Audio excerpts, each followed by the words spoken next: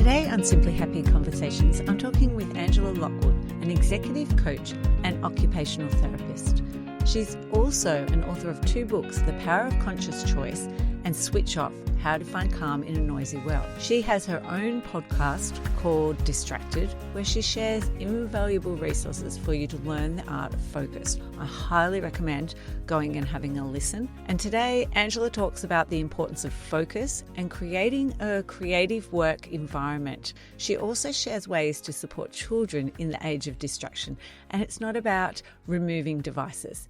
It has to do with the bookends of their day. This conversation is a video recording that you can watch on YouTube. Let's jump into this Simply Happy guest conversation with Angela Lockwood. Today on Simply Happy Conversations, I'm talking with Angela Lockwood. She's an executive coach and also an occupational therapist, and she has a book and is also a podcaster, and her podcast is Distracted. So that is exactly why I've asked her on today, to actually give us some ideas to help us and our kids stay focused in such a distracted world. Welcome, Angela. Thanks so much for having me, Narelle. I really look forward to having a conversation with you because your podcast is amazing. So thanks very much. Thank you. Thank you. So let's start. If you were a Barbie doll, what 2 accessories would you come with? Oh, do you know what?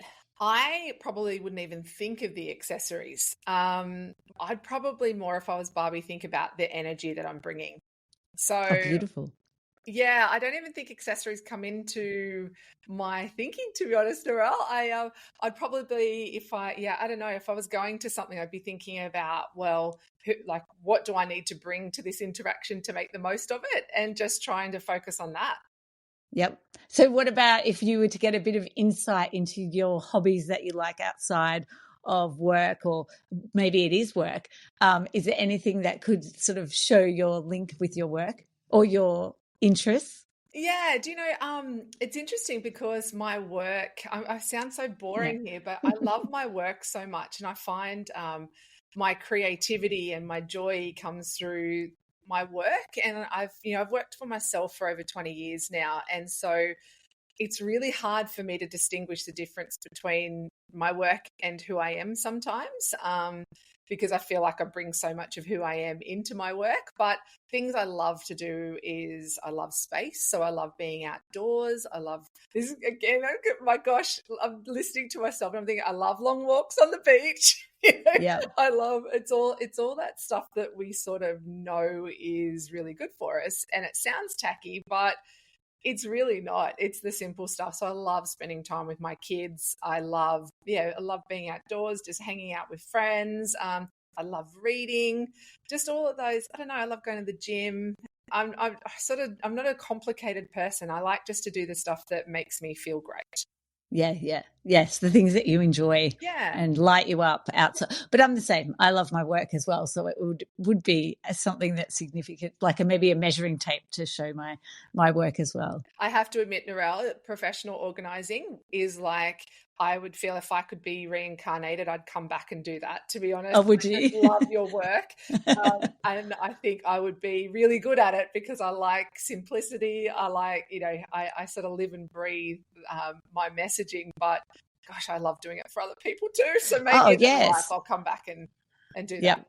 Oh yeah, like I love the dopamine hit. I was a teacher originally, so I'm like, why did I even go in there? I love this way more than teaching. Yeah, I always love watching the shows where people come into someone's house and just help them declutter and all that sort of thing. I love watching those shows. So when you asked me to be a guest on here, I was like, oh, this is cool. I may not do it for a living, but I can sort of be in your presence at least. Yes, it's so funny because I'll watch those shows on the weekend and my family will come in and go, Mum, what are you watching? Don't you get enough of that? I'm like, no, I love it. It's just everything. Anyway, then I just jump off. Okay, guys, we'll watch a movie, whatever you want to watch, not organising.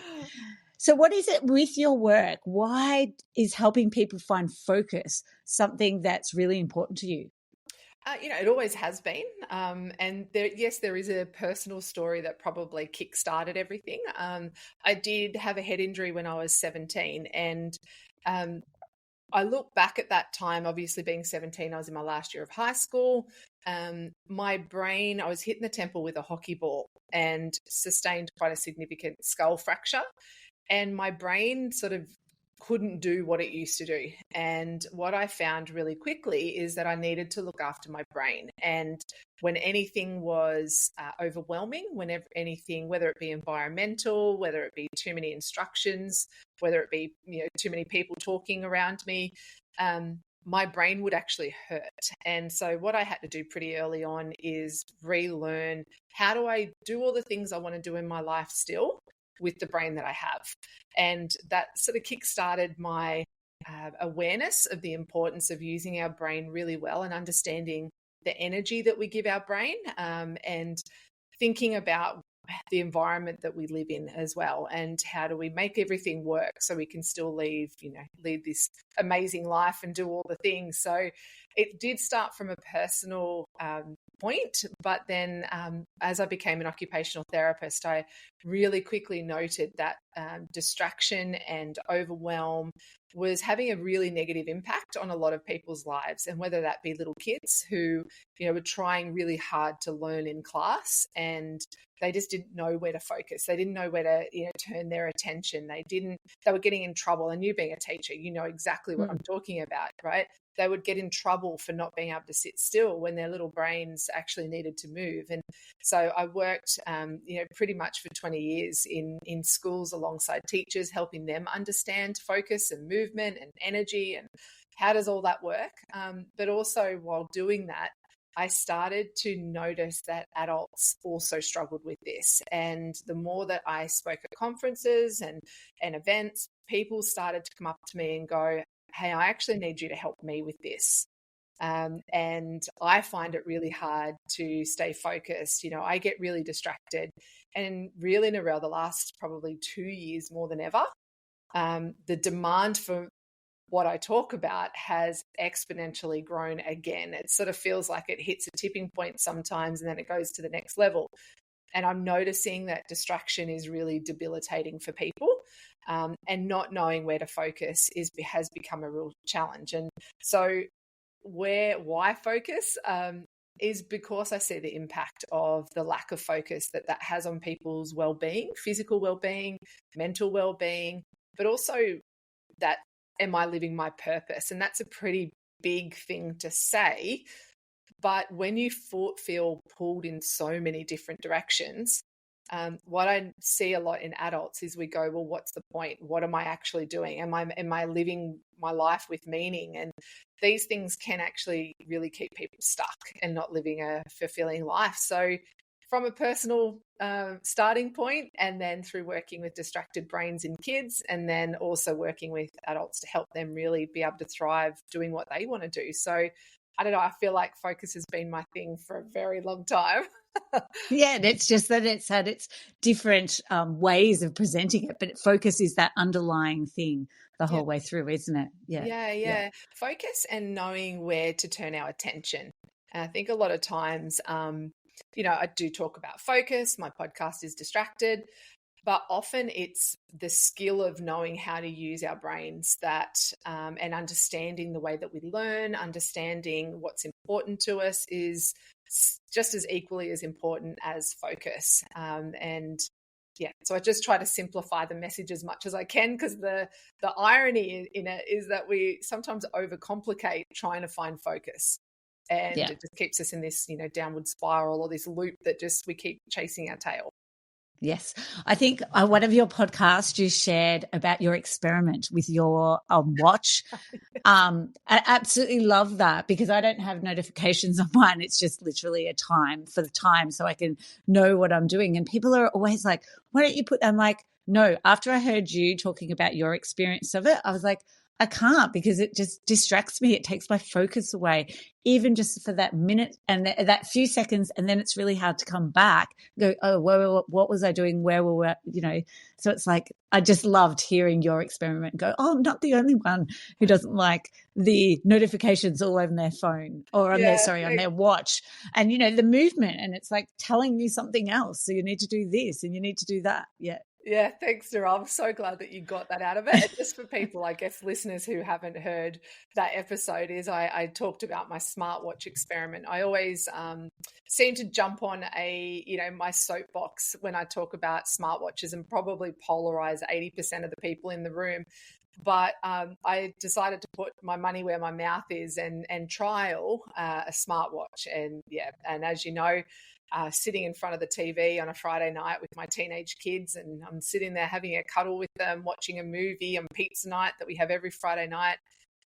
And this silly smartwatch kept buzzing, telling me to stand up. And I remember looking at the kids going, there is no way right now that I'm going to move from this position. In fact, if I stay in this position for the rest of my life, I am so happy. My kids cuddling me, life is happy, hubby's on the lounge behind us. Like, it was just amazing, right? And this notification's telling me to move, that to change all of that. And now I know that I could have ignored it, but the whole thing was an experiment with the watch. And I think it was a perfect example of how often we set ourselves up to fail when it comes to finding focus. We create systems in our life to add complication when really what we're trying to do is simplify. And smartwatches, yes, they have their use for some things, but really do we need to invite that much into our lives that we want to strap it on our wrist? And my thoughts on that is, I don't want that in my life. I don't need it in my life. A smartwatch doesn't add value to my life. So I threw it across the room. And so do you wear a watch? No, I don't wear No, a watch. you don't need one. And in fact, I haven't worn a watch. And this was an amazing mentor that I had. I even think probably 15 years ago. I was an occupational therapist that had a practice at the time. So my life was very much revolved around hourly sessions. I was also a personal trainer and aerobics instructor at the time. So I just felt like I was always counting. So I was either during the day, I was watching hour by hour. In the mornings and nighttime, I was counting, rounds of things. And I shared this with her, and I said, I feel like time dominates my life. And she said, why don't you remove your watch and see what happens? And I was like, I can't do that. I can't. Like, you need a watch. You need to know what time it is. But what I really quickly found, Narelle, is that there is time around us everywhere. If I wanted to know the time, I can look anywhere. I can look at the clock on the wall. I can look at my phone if I wanted to. And there were moments where, that was important. But most of the time, I didn't need to know what time it was. And so I haven't worn a watch since. And in fact, a watch on my wrist now almost causes a little bit of I feel like I'm distracted by it, even just a standard analog watch. Like, I know for some people, this is what, some people love it. I personally don't. So no, I haven't worn a watch for about 15 years, except that one night of my smartwatch experiment. And that's the last time. You don't need that. So how can we prevent distractions like in our homes, around our family then, other things that we can do? Yeah, well, I feel like I'm preaching to the converted here, speaking with you, Narelle. But look, I often will say to people, what we do is we focus our attention on the distractions and trying to manage that. But what we're feeling in society is that distractions are overwhelming us. There are so many. We're putting so much attention into the distraction that we're not actually taking the time to take a step back from it and go, well, where do I want my focus to be? So I just want to, it's a really important distinction, because we're looking at all the things we need to do and going, how can I minimize all this? By watches, by using new apps, by new systems, going and buying that new thing that says it's going to help me stay organized, Yes. And what that does, and through mentoring people for so many years, that stuff actually complicates it all. And because people don't want to do the work to go, well, what is all of that distracting me from? And that's where that whole work-life balance stuff, that's why it sort of doesn't really work, just trying to find balance, because we need to ask those questions that bring awareness to, well, what is really going on? Like, why are things out of balance? Why can't I do it all? But from a distraction point of view, if we don't actually go, well, all of that stuff's distracting me, if we don't ask ourselves, what is it distracting us from, then all we're doing is just adding noise. Yeah. And it's interesting, like you mentioned my book, like 2017, I wrote a book called Switch Off, How to Find Calm in a Noisy World. Now, that's a lot of years ago. Yeah. And it has been republished since, but I think, again, it could be republished and I don't have to touch a thing because the distractions are getting more. The noise is getting more is getting louder. The interruptions are getting more frequent, and we just seem to not be learning how to manage that. And I think the managing the distractions and thinking we can do that is actually setting us up for failure. Yeah, definitely. It's the same, that goal coming into someone's house and they go, I've got all the containers. And it's like, hang on a minute. What's the goal though? What are we trying to achieve here? That's what we need. We don't need all the containers. It's along that same line of thinking, isn't it?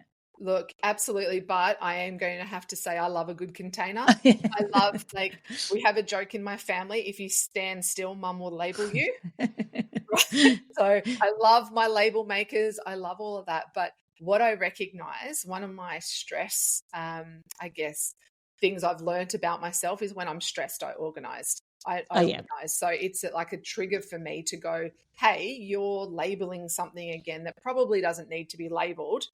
And that to me is going, you feeling overwhelmed. You're trying to get a little bit of control back in your life. And I think this again comes back to the sort of the last question you asked me, was it's having that awareness and taking the time to become aware.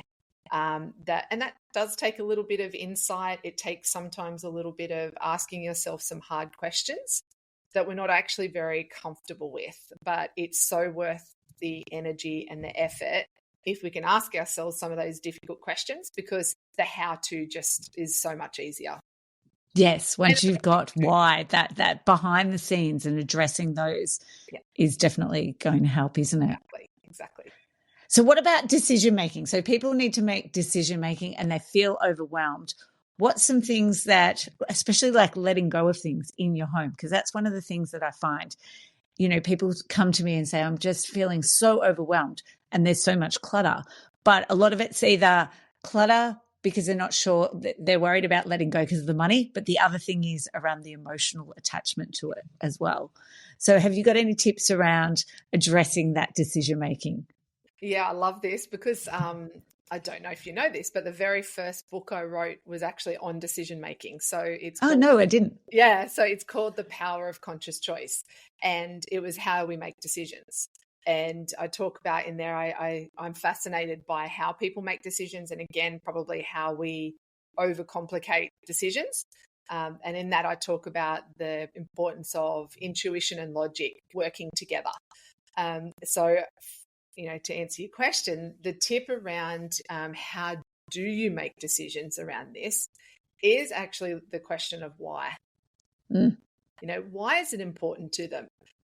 Because, and I would imagine this would be really tricky in your line of work, is not putting your own value set on something, because even though it doesn't seem important to us, it might be super important to that person, and understanding why is important. And if we can help, not if we can help. Look at me, I'm already taking your job here. I want to do it so much. I'm like projecting myself here. But for people who are looking and going, I feel really cluttered, and they don't have somebody like you working with them, actually going, why is this really important to me? Yeah. Is it? And I know that there's all the spark joy, and I get that, but some things actually don't spark joy. Some things spark something deeper. And asking you why. And again, it could be something even a little bit more superficial. Why do you need 10 spatulas? Yeah. And it's like, looking at your drawer and going, it is so full. Do I really need 10 spatulas? And usually it's, no, you don't need 10 spatulas. And so asking that question of why is it important? Why do you need it? And again, it's coming up with that level of awareness, isn't it? It's the tricky stuff. It's not the moving things around or buying new things or new apps or anything like that. It's actually doing a little bit of the hard work. Yeah, yeah, definitely. It's interesting today. There's a little boy, and we were going through his soft toys, and he picked every one of them up and he put it near his face and he squished their belly. And I went, "Oh, is that because you liked the feel of it or the sound of the beads, like whatever it's made of?" And he was like, he liked both. But he was like, "I like the sound." And I was like, "Okay." So they had to make a sound. So we could have, his mother and I could have decluttered them based on what's maybe sentimental and not, but it was all came down to having him there. It's the sound of what it actually made. And so it's like, yeah, and unless you ask the questions, you can make your own assumptions and, not get to the bottom of why people hold on to things or keep things Yeah, or have them in absolutely. the first place. It's a beautiful story because I think for us as adults, we will naturally throw things out of our kids. And I am definitely one who will do that. And as the kids got older, my children are sort of 17 and 15 now. But now I have a box for them that they can leave what's important to them. So when they do a big room clean out, they can put whatever they want in that box, but that box is going with them when they leave. And so it's saying, well, that actually really matters to you. It may not matter to me, but it's important to them. And I think that's a really important validation point for kids, is to going, what you care about really is important and you get to choose. Yeah, definitely. Because that is really important for the kids to feel, rather than I do have clients in the past who'll be like, "Oh, Mum, do I have to keep this because Nan gave it to me?" And it's like, well, no, you choose if you want to. If you don't think it's that because it's not a value to you, Mum can have it if she wants, but it's up to you. You choose. Yeah. Or maybe have the Nan box that when she comes over, it comes out. No, I'm kidding. No. No, because some of those boxes would be really big. Because nans can be a problem with all of the gift giving that they like to do. Yeah.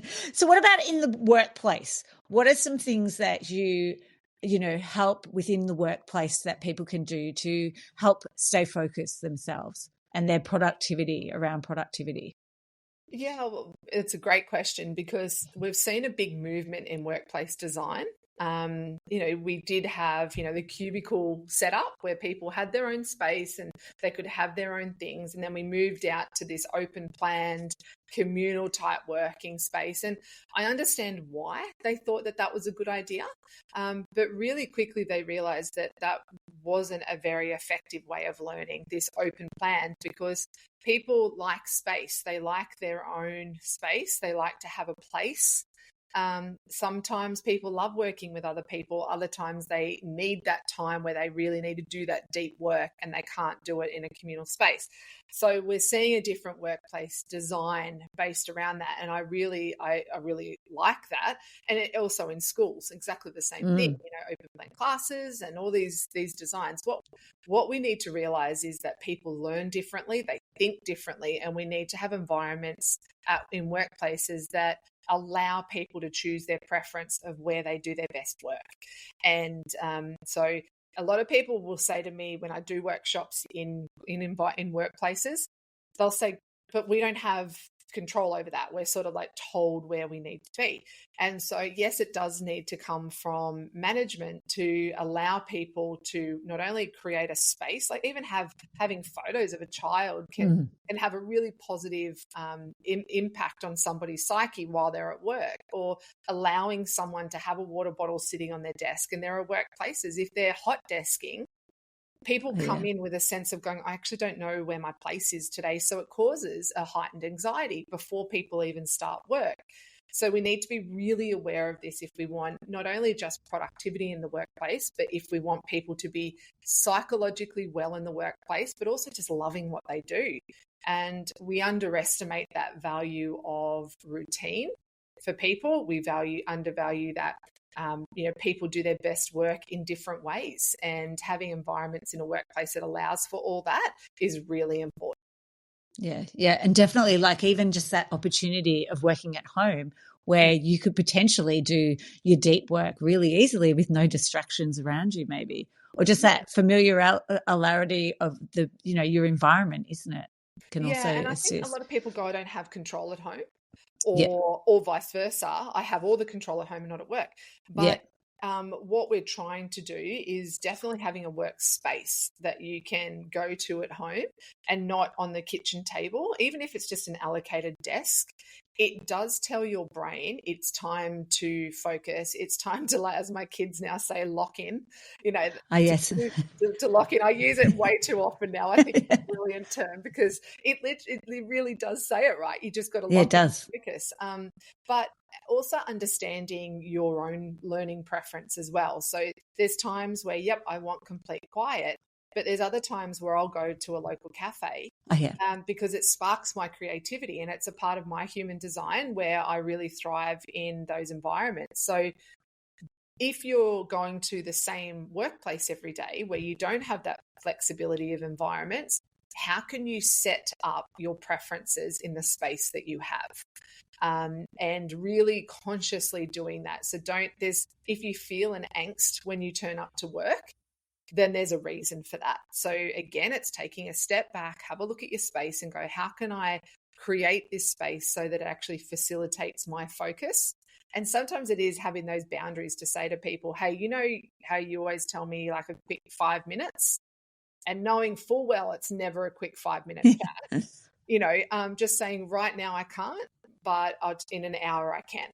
Yeah. And so it is not just about workplace environment and an understanding of how you think and how you learn, but the next step of that is actually reinforcing some of those boundaries with yourself and with others.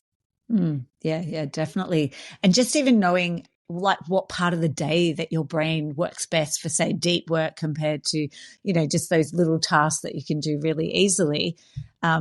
Like for me, it's the morning, but for someone else, it could be late afternoon is when their brain's firing and ready to go. Yeah, and unfortunately, what a lot of us are doing is we're waking up in the morning when our brain is at its most productive, and we're picking up our phones and doing the quick dopamine hits. And what we're not realizing, and I speak about this in my workshops, that what we don't realize we're doing is we're actually fatiguing our brain before getting to the good stuff. And by doing those quick wins, so it might not even be social media. It might be, I'll just quickly check my email before I write that proposal. But by checking that email where you're looking at 10 different things within that half an hour first up, your brain automatically goes, oh man, I'm tired. Yeah. I've now thought about all these things. I've task switched between so many different things. And so when you go to do your proposal, your brain is already depleted. Yeah. So what people really need to do and understand is, what is my priority for today? What is the thing that I really want to focus on for today, and get that done first. When your brain is tired, which is usually at the end of the day for people because they've done so much thinking, usually when your brain is tired at the end of the day, that's when you do all your low cognitive demand tasks, and whatever that looks like for you. Because not everyone sits at a computer, not everyone reads emails all day, but just think, where does my energy need to be best placed right at the beginning of the day? And for everything else, do it at the end of the day when your brain and body doesn't need to be sort of on as much. Yeah, definitely. I love that you've shared that around our brains and the social media, like looking at our phones and taking that dopamine hit and getting more, and fatiguing so quickly though. Yeah, well, so a lot of people are reporting when they turn up to work, they're Yeah. exhausted. Yeah. So that's what I hear way too often. And I've been hearing it for years, and I can see it. It's easy for me being an external person that's looking at somebody, and that's, I guess, why they've got me working with them, is they want that outsider's perspective. But often what happens is they're turning up exhausted, and it could be because of the night before habits. So it could be, being on my phone the night before or watching TV in the bedroom. So they're staying up late and they're not getting good sleep. So they're getting up in the morning and their brain's already tired. Or it could be what they're doing, those quick dopamine hits in the morning, or the quick, easy tasks that they're doing. And then by the time they have to do the really important work that needs their thinking, their brain goes, I'm tired. Okay. Sorry. And so what do? We either stop it and delay it, and guess what? It's all there tomorrow again for you. Yes, to do the same thing again. Yeah. And Do not the break same that thing. cycle. Yeah. Yeah. So if you were to give, because now you're just making me think of schools and kids going to school and hearing kids say, I'm just so tired. And it's like, well, you haven't done anything today yet, but actually they probably have. So what's one thing that parents could do to support their children, do you think, in this whole digital distraction world that we're living in now? It's probably not going to be what you think I'm going to say. It's actually the bookend habits. I Yeah. call them the bookend habits. So what you do in the morning and what you do at the end of the day. So what are those things that you do that bookend your day? So people will go, oh, we've got to turn off technology. Well, that's not going to happen in today's society because we're all doing it. What we need to look at is, are we having calm, slow, nice routine, low arousal mornings that are getting ready for a good day? And then at the end of the day, are we calming our minds down? Have we got routines that are calm that allows people to go into a nice round off routine at the end of the day? And that way, what we're doing is by bookending the day, this whatever happens during the day happens during the day. But what we're doing is we're signaling to our brain and our body, hey, that all happened, but I've got you. We're here together. We can calm it down. And by doing that, what we're doing is we're just allowing our bodies to just decompress, to switch off, not to cite my book title, but that's literally what it's about, is to switch off our thinking and to switch off our bodies and just to give ourselves a break. Because that high arousal, high energy levels that we're all living at, and our kids are living at, we're not giving our bodies and our brains time to just stop and time to pause, except when it all gets too much and we get sick. Yes. So, our body's forcing us then to stop, isn't it? right. Our body's gone, Yeah. you haven't been listening to me. You haven't been doing what you know. So I'm going to make you stop for a while. And rather than learning from it, we go, oh my gosh, I'm sick now. I've got to play catch up, and off I go. So those bookend habits, what you do in the beginning of the day and at the end of the day for your kids is really important. That's why devices out of rooms for that bookend habit at the end of the day is so important. And having like low level lighting and reading a book before you go to bed. And then in the morning, making sure that it's not, where's my shoe when lunch boxes haven't been made, or whatever age your kids are. So those bookend habits are the number one key. Yeah, that's perfect. That sounds exactly what, and it's like the stuff that we were taught as kids, isn't it? And it's like bringing it all back now, and and putting the devices away for nighttime, and connecting back together again. Yeah. And if you need half an hour in the morning to get up before everyone else gets up, or you need to stay up for half an hour just to have a bit of quiet, take it. Schedule it in if you need to, take it, because that is your sanity. Whether it doesn't matter if you're a parent, a caregiver, whatever, your kids, if we're talking about kids, need you to be at your best. And if you're not at your best and you feel heightened and high aroused and like really frantic all the time and like constantly switched on, there'll be a point where you'll break. And we don't want that. And your kids can't do that. Like, they can't see you like that because they're learning from you. So those bookend habits, just one of the little piece of the big puzzle. They're watching you. They're learning from you. You're their role model. So if you can create some bookend habits first for you, then your family unit will start to follow. Beautiful. Thank you so much, Angela, for all of the information you've shared. What is the best place for people to connect with you? Website. It's angelalockwood.com.au. Everything's on there.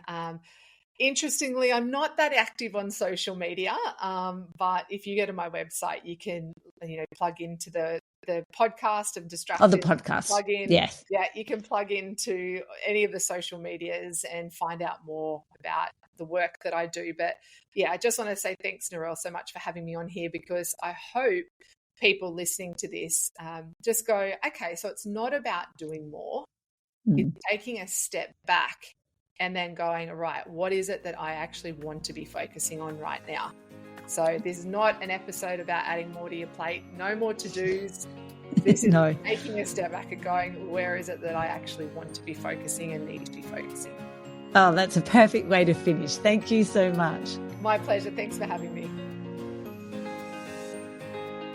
Thank you for joining me for today's Simply Happy conversation. Have you ever wished for a simpler, more organised approach to handling your laundry? It's time to regain control with our free step-by-step guide designed to streamline your laundry routine and create a laundry space that's organised and functional. Let's transform how you manage those overflowing baskets and pesky little single socks. Head to simplyhappy.com.au to the resources tab to get instant access today. I'd like to acknowledge the Wathaurong people of the Kulin Nation on which this podcast is recorded as the traditional custodians of the land. I pay my respects to their elders, past, present and emerging.